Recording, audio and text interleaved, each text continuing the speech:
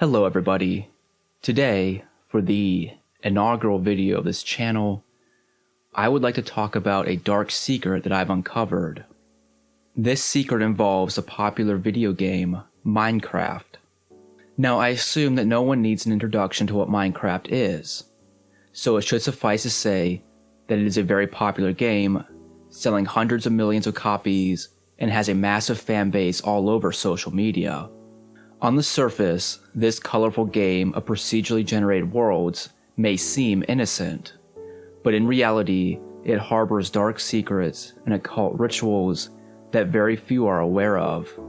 Today, we are going to delve into the depths of Minecraft and explore this game's connections to the lost continent of Lemuria.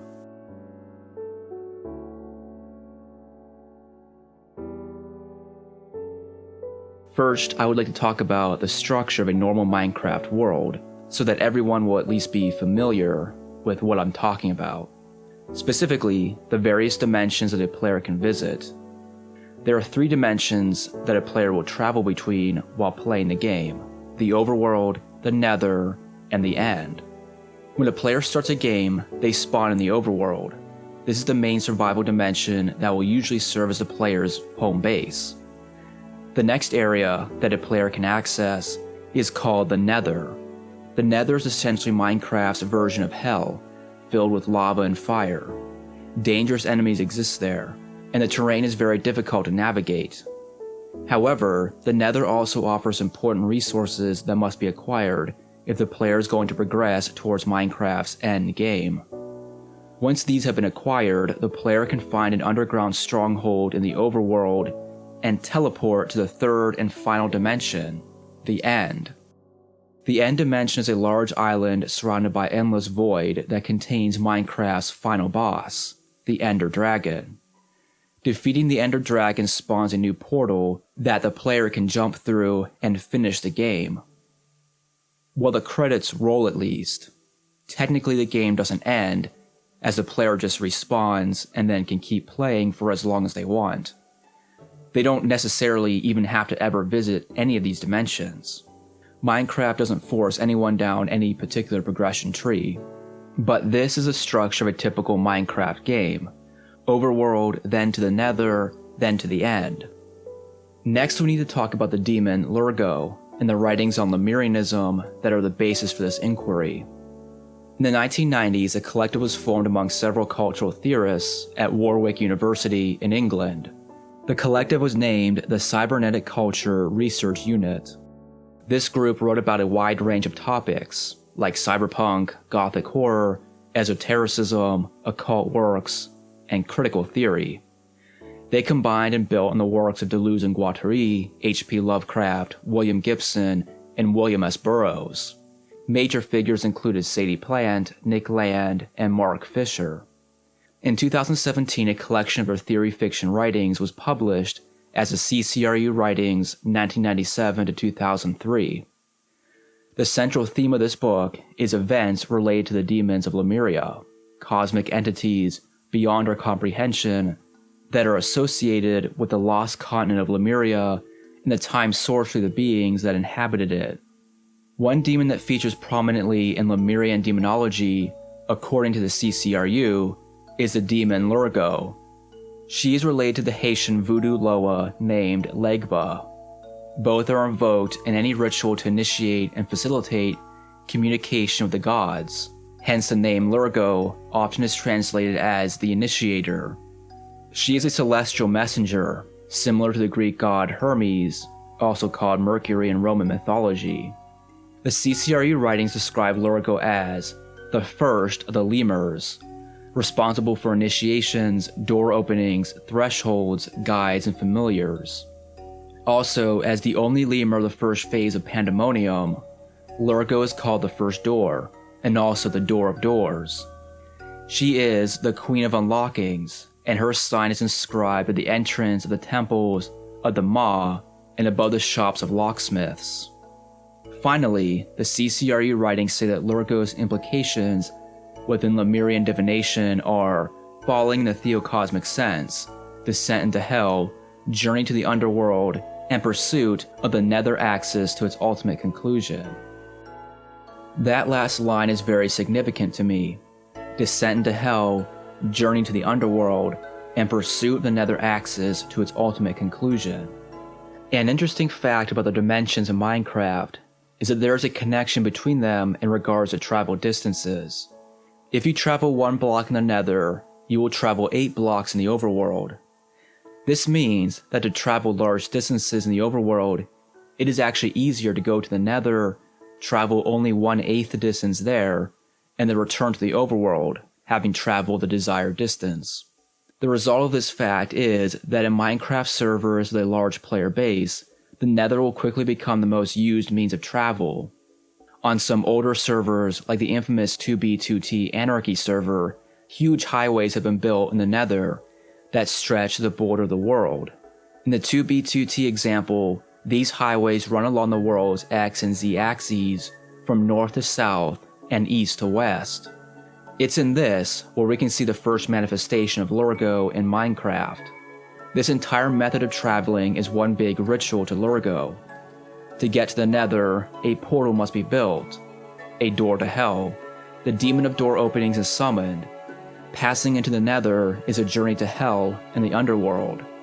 Once again, a reference to an integral part of Lurgo's rites. Through Lurgo, the player traverses the nether axis and emerges back in the overworld. Once again passing through a portal, once again opening a door, once again calling upon the demon of door openings. This means that every time a player is traveling to and from the nether, they are invoking Lurgo, trafficking with Lemurian demons. This concept of journeying to the underworld is a common theme in mythologies and religions around the world. Throughout Greek and Roman mythology, heroes and gods made frequent journeys to the underworld. The most famous example is Orpheus, who journeyed to the underworld to bring back his dead wife. Even major religions like Christianity, Islam, Buddhism, and Hinduism feature journeys to hell at some point.